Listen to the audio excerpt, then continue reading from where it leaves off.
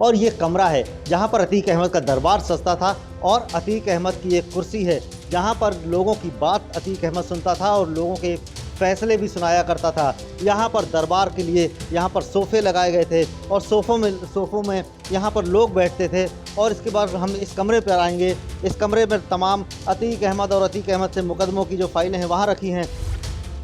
जी हाँ, इसी ऑफिस में बैठकर कभी अतीक अहमद लोगों की बात सुनता था और अपने फैसले सुनाता था। प्रयागराज के चकिया में स्थित अतीक अहमद के ऑफिस में काफी खून बिखरा पड़ा मिला। जैसे ही पुलिस के बड़े अधिकारी यहाँ पहुंचे, सब हैरान रह गए। आसपास हड़कंप मच गया।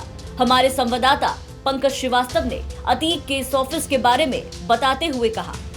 यूपी तक की टीम चकिया वाले के इस ऑफिस में है और इस ऑफिस में अतीक अहमद बैठा करता था और ये कमरा है जहां पर अतीक अहमद का दरबार सजता था और अतीक अहमद की एक कुर्सी है जहां पर लोगों की बात अतीक अहमद सुनता था और लोगों के फैसले भी सुनाया करता था।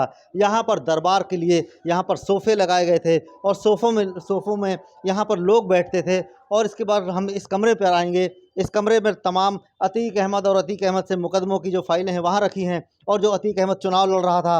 और यहाँ पर इसके बाद यहाँ जो समाजवादी पार्टी से अतीक अहमद जब चुनाव लड़ा था तो यहाँ पर उनके दस्तावेज हैं। कई अहम दस्तावेज इसी अलमारी के अंदर भी रखे गए हैं। चुनाव संबंधित कागजात हैं और इन्हीं सोफ़ों के अंदर लोग बैठते थे और अतीक अहमद दरबार लगाता था और लोग जब आते थे उनकी जो फैसले भी यहीं सुनाया करता था। तो अतीक अहमद की ये कुर्सी है, इसी कुर्सी पर बैठकर अतीक अहमद लोगों का दरबार लगाता था और लोगों के फैसले भी यहाँ पर सुना करता था।